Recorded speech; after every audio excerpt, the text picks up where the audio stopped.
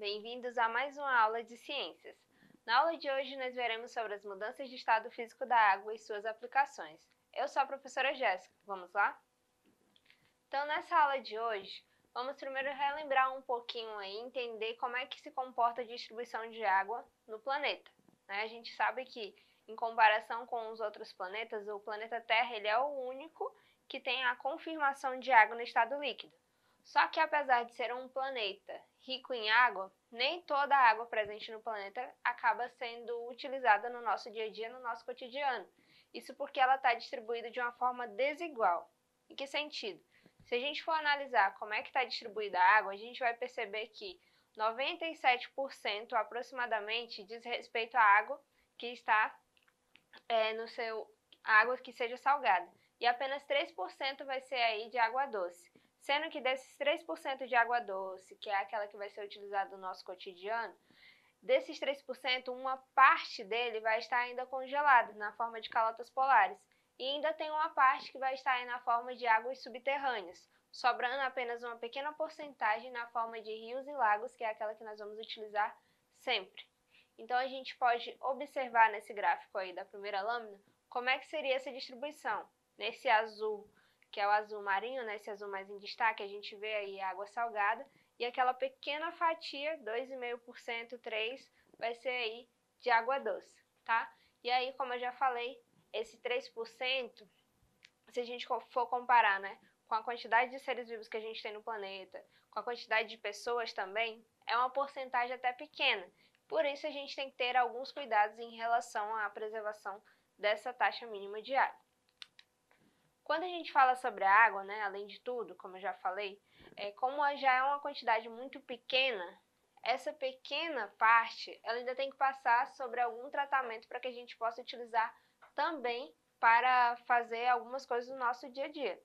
E aí ela precisa passar por estação de tratamento, que vai ser o que a gente chama de ETA, estação de tratamento de água. E aqui a gente vê nessa imagem como é que é o esquema de uma estação de tratamento de água. Ela vai ter que passar por algumas fases, Primeiro essa água vai ter que ser captada, depois que ela é captada, ela vai passar pela adição de alguns produtos químicos para que possam ser mortos aí alguns micro-organismos. Depois ela passa por uma fase chamada de floculação, até que chegue lá na fase de decantação, onde a gente consegue ter uma separação aí também, para depois chegar lá na filtração e mais uma vez conseguir se observar se realmente essa água está apta ou não para o nosso consumo. Só que antes de chegar até o reservatório dos bairros, ela também passa por uma outra etapa anterior, que vai ser o próprio reservatório da estação. Então são várias subetapas para que a água esteja qualificada e apta para o nosso consumo. Porque se essa água for consumida de qualquer forma, se a gente não sabe o local, se ela não passa minimamente pelo processo de filtração, pode acabar causando algumas doenças veiculadas pela água, que são doenças hídricas, que dependendo se não houver tratamento, podem ser até mesmo fatais. E aí a gente vê um pouquinho de como que a água também acaba sendo utilizada, como é que seria essa distribuição. Mais uma vez aparece um gráfico aí para vocês, e nesse gráfico vocês podem observar o seguinte: 70% da água que a gente tem hoje, ela é destinada para o uso da agricultura, é utilizada, para esse fim. Apenas 7% diz respeito ao nosso uso doméstico, 3% acaba sendo perdido e 20% seria aí a indústria que vai utilizar para a produção, dos seus devidos produtos. E aqui a gente tem um pouquinho aí da influência da temperatura nos fluxos de água.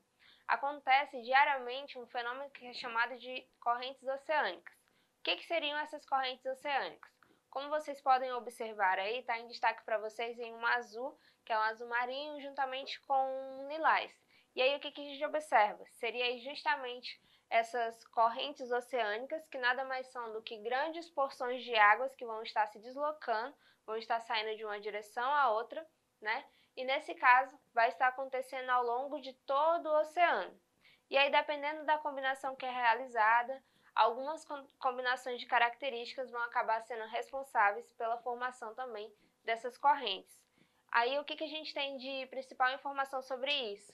Que a gente tem aí o aspecto de salinidade e principalmente as temperaturas das massas de águas que podem acabar influenciando na direção que essa corrente oceânica vai seguir. E isso acaba afetando o quê? Pode acabar afetando o clima do planeta. E o que mais que é importante a gente saber sobre a água? A gente já viu um pouquinho sobre a distribuição dela, que apenas uma pequena parte está na água doce, que essa pequena parte precisa passar ainda por estações para que a gente consiga consumi-la, e tem a questão aí das correntes oceânicas. Só que além disso, a gente também tem que entender como é que é essa influência da temperatura no fluxo de água. Acontece que se a gente for parar para pensar, mudanças mínimas na temperatura e na água vão afetar a vida de um bocado de seres vivos, né? Vão acabar afetando a vida na Terra.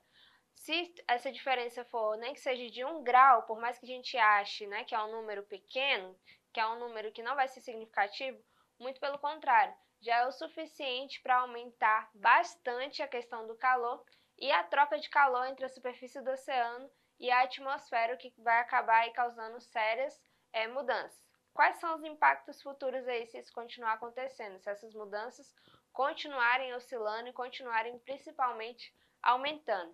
Além de alterações climáticas, pode acontecer também o aumento mais rápido do nível dos oceanos, pode acontecer também doenças, né? O índice de doenças pode ser aumentado, o índice de doenças que serão transmitidas pela água, branqueamento dos recifes de corais, e também pode acontecer um aumento nos casos de inundações, secas e outros fenômenos que também são extremos. E aí, falando um pouquinho, além da gente caracterizar essa questão da água, além da gente caracterizar alguns fenômenos relacionados a ela, é importante a gente saber que a água também ela pode passar por diferentes estados, né? A gente tem aí o sólido, líquido e gasoso, mas nem sempre ela vai permanecer nesses estados físicos, porque em alguns momentos, dependendo justamente da questão da temperatura que a gente está conversando, pode acontecer da água alterar de um estado para o outro. E aí a gente tem dois casos aí, que vai ser o caso de vaporização e de condensação. O que seria o caso de vaporização? Vaporização é quando a água passa do estado líquido para o estado gasoso. E essa vaporização pode acontecer em 3 velocidades. Uma que é mais lenta e uma outra que é intermediária, até chegar em uma que é mais rápida. Quais seriam essas fases aí que a gente encontra, essas etapas de vaporização, né? Dependendo do tempo em que acontece. A gente tem a evaporação, que é a mais lenta, que a gente observa, por exemplo, quando lava uma roupa e coloca ela para secar no varal. Vai depender de como está o dia, aquele dia, para que toda aquela água saia da sua roupa e ela possa, enfim, né, ser retirada dali.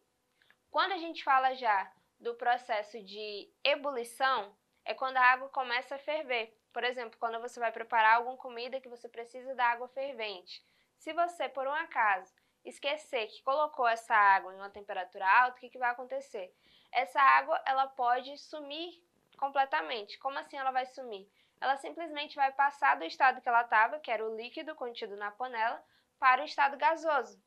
E a calefação, que é o mais rápido que acontece, por exemplo, quando você pega uma panela muito quente e leva até a pia e sem querer cai algumas gotas de água. O que acontece?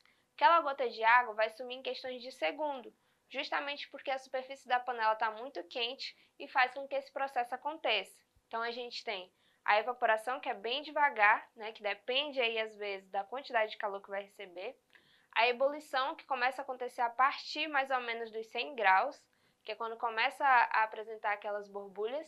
E a calefação, que é muito rápido para a água passar aí do líquido para o gasoso. E tem o processo de condensação, que é um processo inverso. Como é que vai ser a condensação? A condensação é quando a água ela passa do estado gasoso para o estado líquido. Quando é que você pode observar isso? Por exemplo, quando você enche um copo com água gelada. Você observa que depois de um tempo, aquele copo ele começa a aparecer algumas gotinhas de água do lado de fora dele. Não significa que aquele copo está transpirando, porque isso não é possível. O que está acontecendo, na verdade, é que o vapor de água entra em contato com essa temperatura que é diferente e aí começa a passar, né, começa a trocar de estado físico. Nesse caso, troca do estado gasoso para o estado líquido. Por isso que a gente consegue observar essas gotículas. E aí, além de tudo isso, um outro aspecto importante também é a gente saber que existem fenômenos relacionados à água.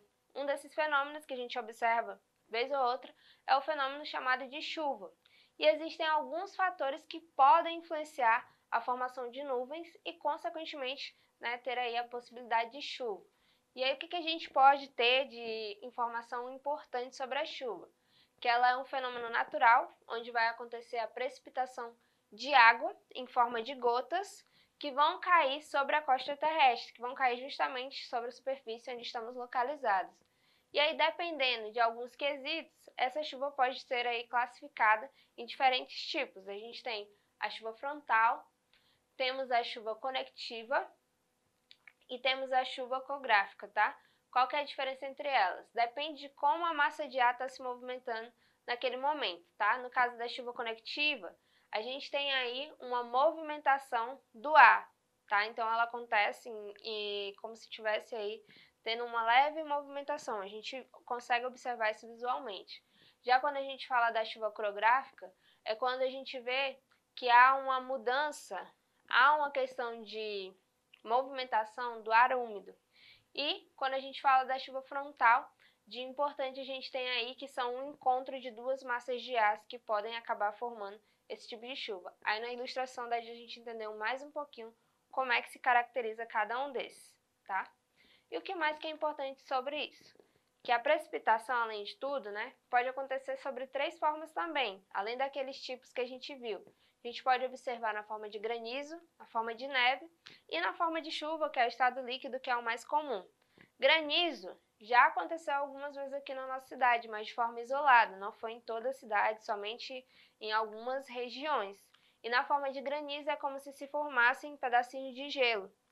No caso de neve, também não acontece em todos os locais, depende aí da posição que está algum país ou algum estado, e pode acabar havendo a formação de pequenos cristais de gelo e tem a formação dela no estado líquido, que é o mais comum. E aqui, para a gente encerrar, a gente tem aí um pouquinho sobre o uso da água na geração de energia elétrica. A gente tem basicamente 3 tipos de produção de energia elétrica a partir da água. Tem a partir de hidrelétrica, termoelétrica e energia nuclear. Qual que é a diferença entre elas? Na hidrelétrica, a gente vai ter aí a construção de barragens. E essas barragens vão ser construídas em volta de grandes corpos d'água para que ela possa ser mantida em determinado local. E aí, conforme a força da água fica presa naquele local, pode acabar acionando aí e gerando uma parte de energia que pode chegar até as casas das pessoas próximas àquela região.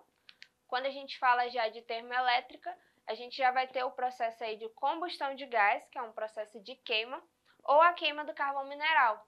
E aí, a partir dessas mudanças de temperatura, se aproveita um pouco do vapor de água também para gerar energia.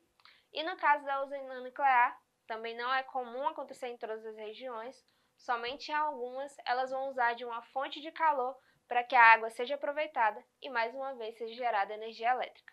Então, essa foi a nossa aula de hoje. Vocês podem acessá-la mais vezes lá na plataforma Eduque. Até a próxima aula!